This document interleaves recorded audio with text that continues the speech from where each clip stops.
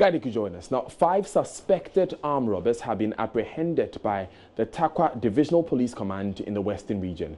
The suspects have been identified as Joel Nanakusiose, 23, Godfred Agbeshi, 24, Abraham Mensah, alias Register, 26, Nana Moa, alias Ras, 30, and Isaac Menza, 32. 2 revolvers and some ammunition were seized from the suspects who were planning to rob a gold dealer.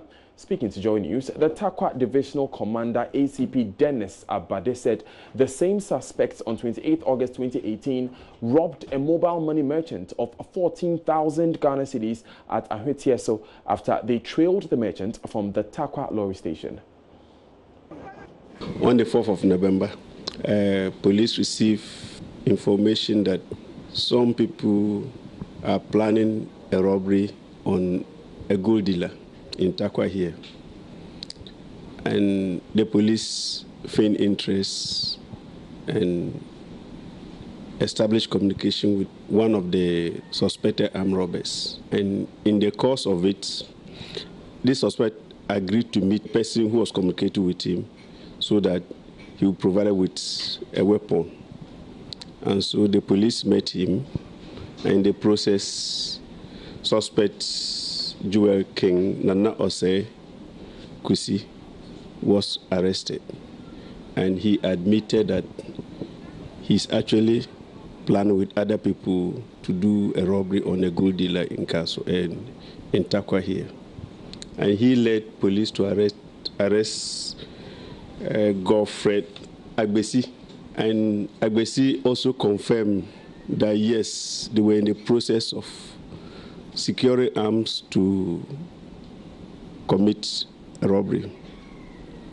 And Godfred also led police to arrest Nana Amua and 2 others. And during interrogation, they all confirmed having taken part in a previous robbery on an MTN merchant, in which they succeeded in robbing the fellow of 14,000 Ghana cedis. Lest I forget, when Godfred Agbesi was arrested, he led police to one of their accomplices, and 2 pistols were retrieved with several ammunitions which he would have used for the robbery.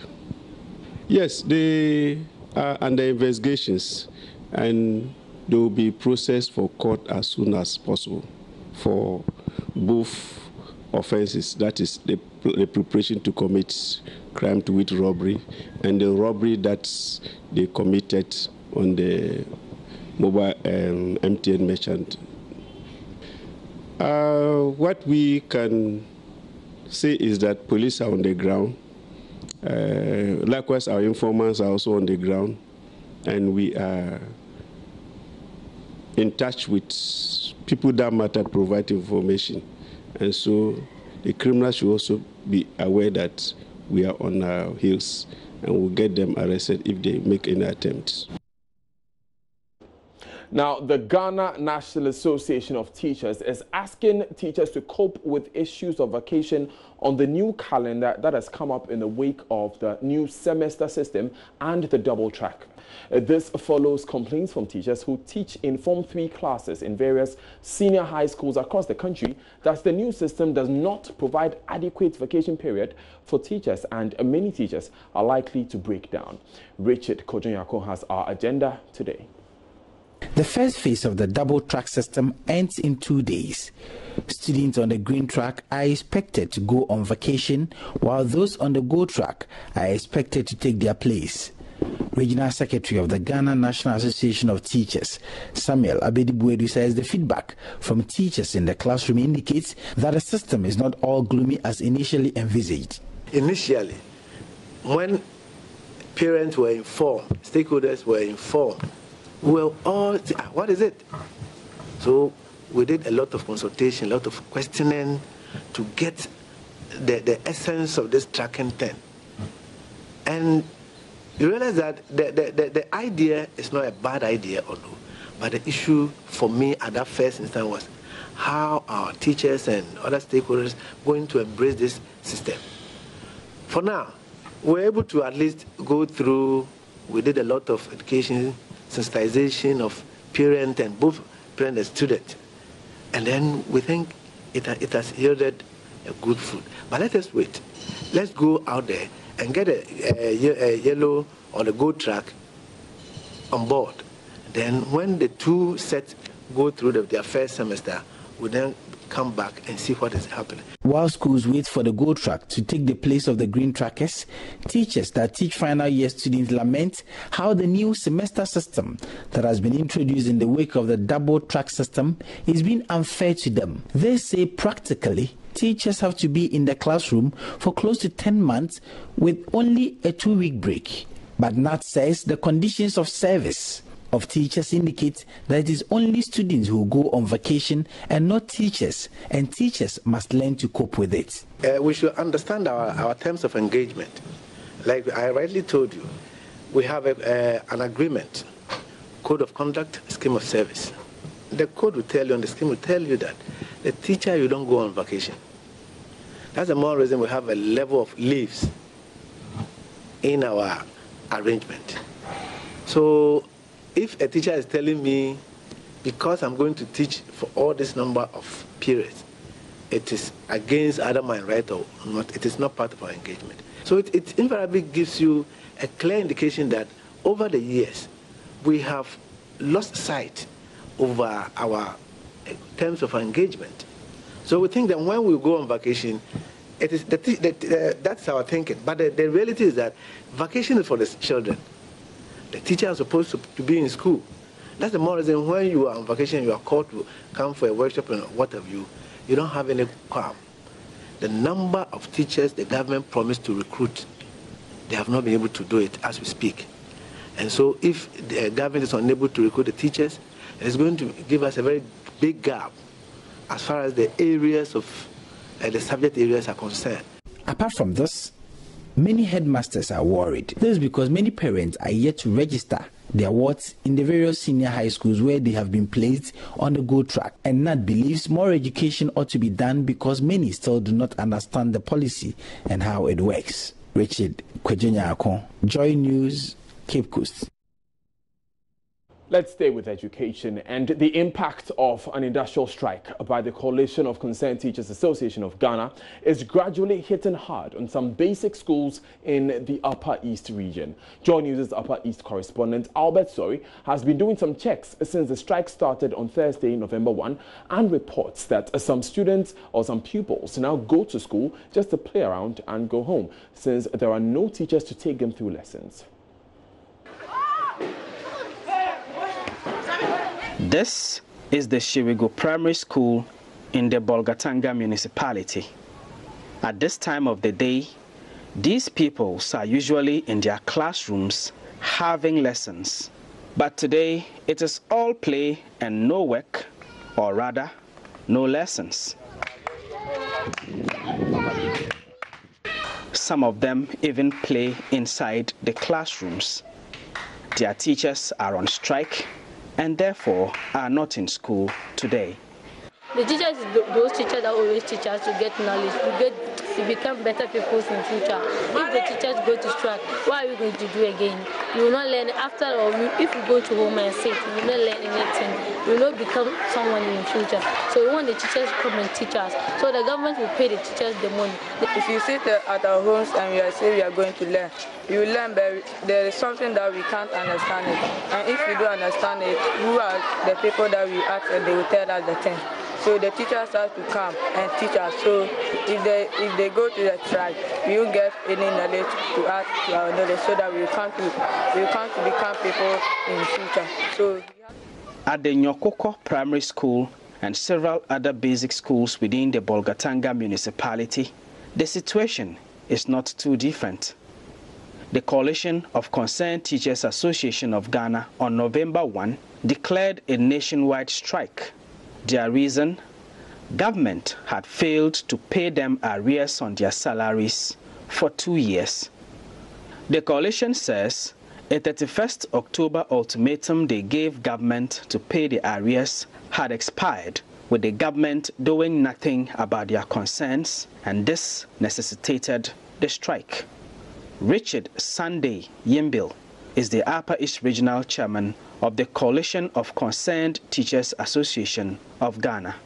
These grievances are basically the arrears accrued from 2013 to 2016 to now. It's also about the SIC GS policy, which hit teachers on the blind side of our mind. Even though the leadership of various unions were aware of it and support of the insurance policy, but the manner in which it was handled and implemented, we were against it and we are still against it. Based on that, we asked government to refund the 10% CL deducted from every teacher's salary back to the teacher. Up to now, from July, we have not had anything. August, we have not had anything. October, and we are on November. We have seen a series of letters notifying the authorities being concerned. Labour Commission have been served several times with letters about this our industrial action. We have not had anything from them. You have owed somebody 2 years arrears. The person have graduated from College of Education, worked for 2 years, 1 year without salary. You have posted the person without considering the distance from the person's house to the posting location. The person has struggled to work for 2 years without salary, and you only give the person 3 months of the 2 years salary. Can you imagine what the person was feeding on? Most of these people were those who were even affected with what? The withdrawal of the teachers' allowances. Most of them. So can you imagine how much they could borrow to keep themselves up during the school time and out of the school, waiting that they would.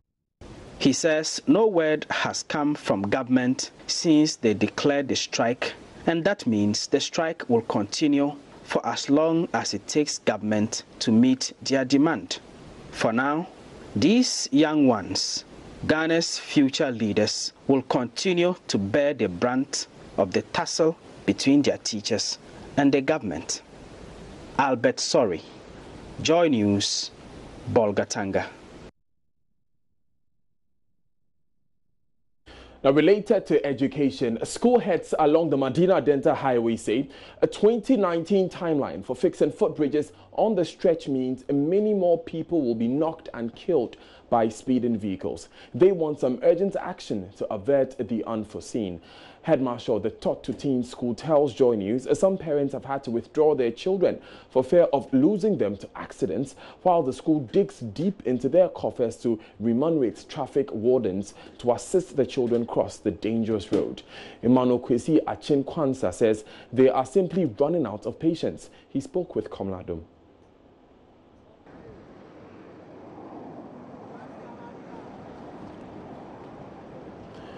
Well, he has been speaking with Komladum, who joins us on telephone now. Komla, what has Mr. Achinkwansa been telling you?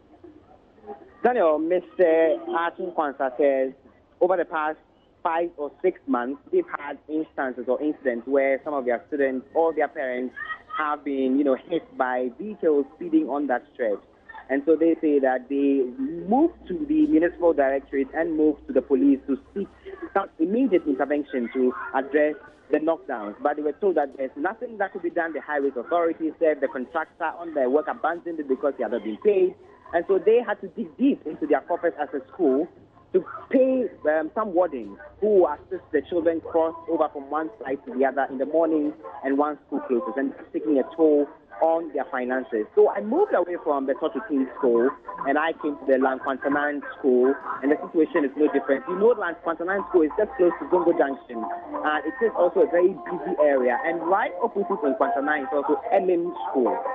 So in Quantanine School, I spoke to one of the teachers off record. She mentioned to me that she's not been here for too long, but in the 5 months that she's been in the school, at least 3 of their students have been knocked by vehicles speeding on the Medina-Adenta stretch.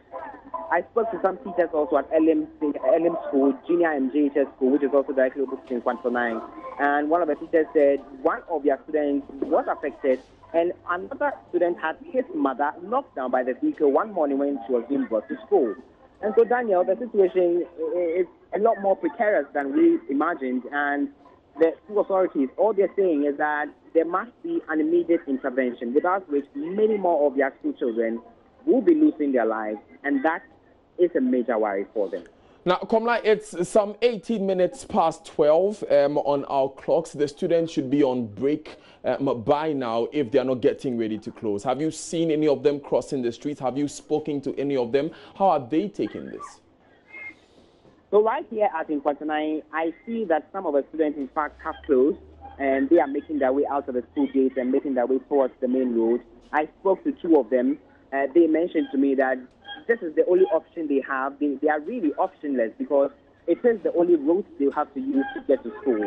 If they do not use this route, it means that they are not going to come to school and it's going to affect their education. So they have to tread this dangerous path on a daily basis just to seek education, just to better themselves and become some people in the future. But they say, you know, as the calls are growing for some immediate intervention, it is in the right direction. And once the footbridges, for example, are completed, it will be welcome news to them and will solve at least one of their major headaches as school children. Thank you, Komla Adum, for bringing us that report from Medina Adenta. Now, we'll go straight to Parliament now, where Joseph Opoku Gakpo is standing by live. Members of Parliament are calling for immediate action to stop the bloodshed on the Medina Adenta road. Remember, according to the Fix Our Footbridges campaign, close to 200 people have lost their lives from pedestrian knockdowns on that stretch. Joseph joins us live. Joseph, which members of Parliament have been spearheading this call? So there was a statement by the Member of Parliament for Legetuku, Bernard Okoboy, on the accident that has happened on the Cape Coast Accra Road, leading to the death of the 6 people. And also he drew attention to the situation of Deputy Minister for Communication, George Anda, in the accident that he was involved in. He said that the situation resulting from people driving recklessly and called for action against all these drivers. But in the statement that he issued, he also made the point that it's depressing, and I'm quoting him directly. He said it's depressing to note that many Ghanaians die daily on the N1 highway and the Adenta Medina highway as a result of the absence or inadequate or uncompleted footbridges.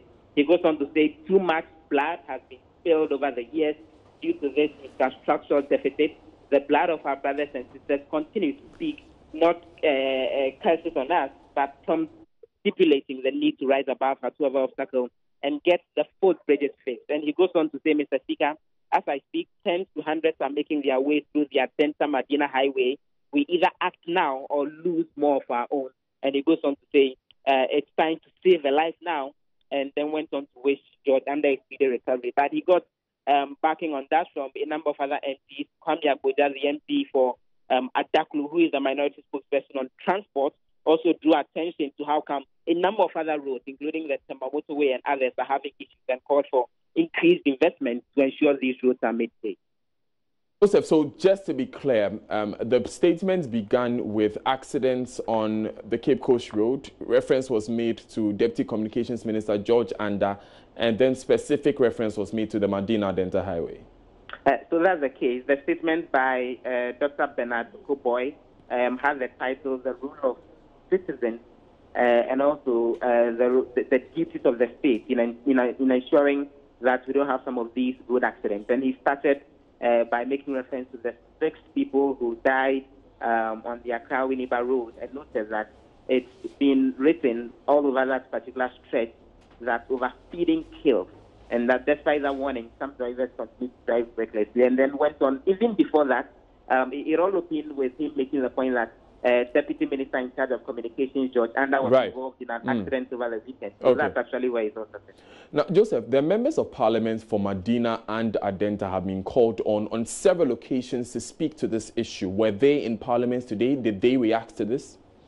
And so there were questions on the floor about the presence of the Deputy Minister for Roads and Highways in particular, and whether he was on the floor and whether other MPs were actually in charge of that particular ministry, were actually right on the floor to react to the issue. In fact, the conversation around the road issue is still ongoing as I speak, but I've not spotted the Member of Parliament for the area himself, Boniface Abubakar, who is actually the MP for Medina, and I've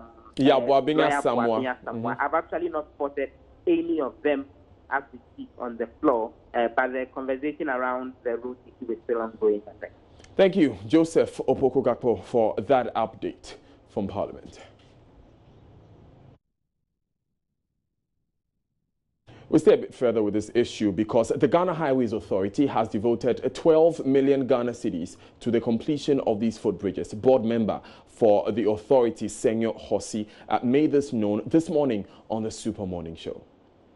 Little over 12 million cedis have been forwarded to the towards that project. That may be reviewed. We are having further meetings today to look at that, but work is definitely being done by government on that particular matter. And this is being put into the ministry's budget for next year?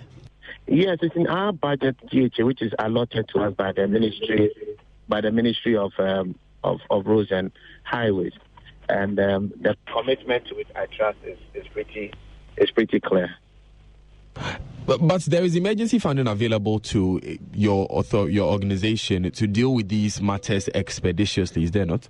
Not necessarily. There are emergency interventions we embark on, but when you are embarking on emergency interventions, it means that likely you're going to have a contractor pre-finance that. But these are contractors who are already owe significant sums and are legally also constrained and financially constrained to proceed to deal with some of the things that we need. So we need to possibly free ourselves from the existing arrangements in a very reasonable way, in a way that probably will not lead us to extra cost, and then we deal with the footbridges. Is this because we didn't have money to pay the contractors that this completion has delayed, or it's because there was a problem with the design that the contractors submitted initially?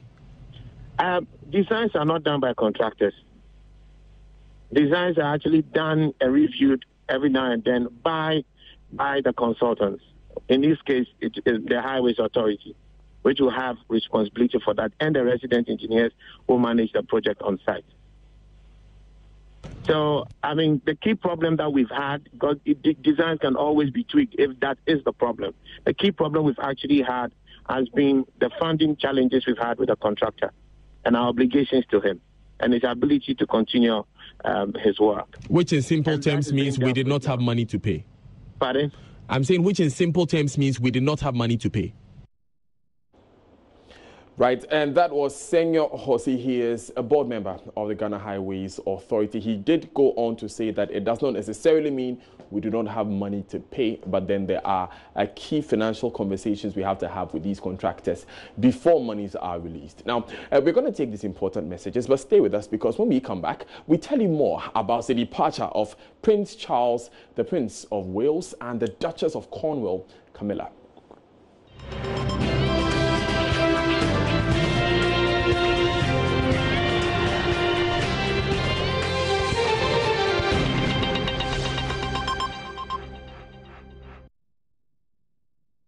Thanks for staying with us. Now, the royal couple, Prince Charles and his wife Camilla, have ended their 4-day visit to Ghana. The Prince of Wales and the Duchess of Cornwall this morning bid their main host president, Akufo-Addo, farewell at the Kotoka International Airport. Joy News' Maxwell Agbagba has been following the royal couple since their arrival in the country and brings us a wrap of activities. His Royal Highness the Prince of Wales has ended his 4-day tour of Ghana. He came here from Gambia and now is heading to Nigeria. He would be visiting Abuja and Lagos, where a series of activities have been lined up for him. He was previously scheduled to be at central Nigeria, that is Jos, but that part of the trip has been cancelled because of some security issues. Here at the Kotoka International Airport, to say bye-bye to him, we have the British High Commissioner Ian Walker, Vice President of Ghana Mahmoud Bawumia, and his wife. We also have the Chief of Staff and Ghana's High Commissioner to the UK, Papa Wusu Nkrumah, all here to say goodbye to the Prince of Wales. Remember, he touched down here in Ghana on the 2nd November, where right from here he went to the Jubilee House and then later to the Commonwealth Grave Cemetery at Osu, where there was a laying ceremony. On the 2nd day of his visit, he was at the Christiansborg Castle, where he was taken to the door of no return and also taken on the tour of the castle, which previously served as a place where slaves are kept before they are transported to the New World. On that same day, on the second day of the royal visit, he was also at Jamestown, where there was an arts exhibition. On the third day, he was at a church service at Rich here in Accra, and then subsequently traveled to Kumasi, specifically at the Mensha Palace, where there was a Derba coincided with Akwesidai. He took the opportunity to also tour some parts of Kumasi, and then ended the day at the Kwame Nkrumah University of Science and Technology, where there was a tree planting ceremony.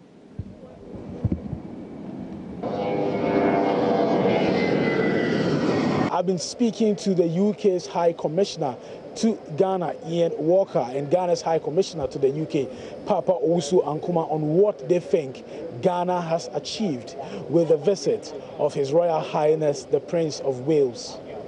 You look at the warmth of the reception by everyone in Ghana, the people of Ghana, as Royal Highnesses have spent time in Accra and Kumasi at cocoa farms, and they've seen the kind of the vibrancy of this country.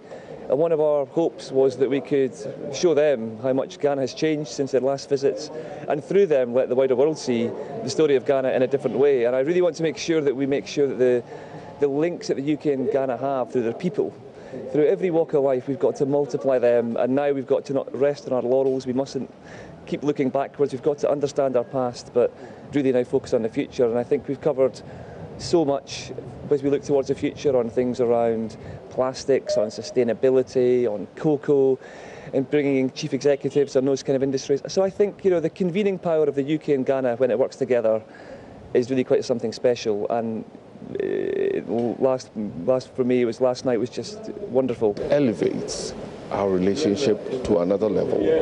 So for me, it marks a watershed, all right, a renewal of that relationship, and that is what is needed. And as Ian said, my colleague, British High Commissioner said, yesterday's state dinner represented what a closer relationship and collaboration between the UK and Ghana could be, because you had British Ghanaians, right, who had distinguished themselves, even in the areas of fashion, demonstrating that with basic materials from Ghana, they could put Ghana on the world stage.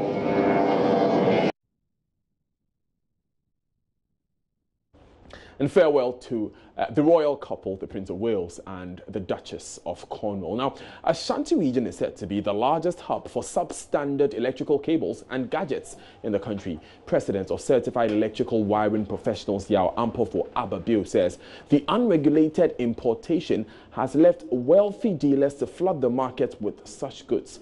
He was speaking at an event in Kumasi to mark the 20th anniversary of the Energy Commission and 1 year of the implementation of the electrical wiring program. The Commission is also expected to embark on an exercise to disconnect power and to small businesses whose premises were wired by uncertified electricians. Down south in Accra, thereabout, you have all the standard the institutions there to effectively, but in Ashanti, people have their money and everybody wants to move to China and get his own thing done. And so I think the infiltration is higher over here than down in Accra. But then we are doing our best.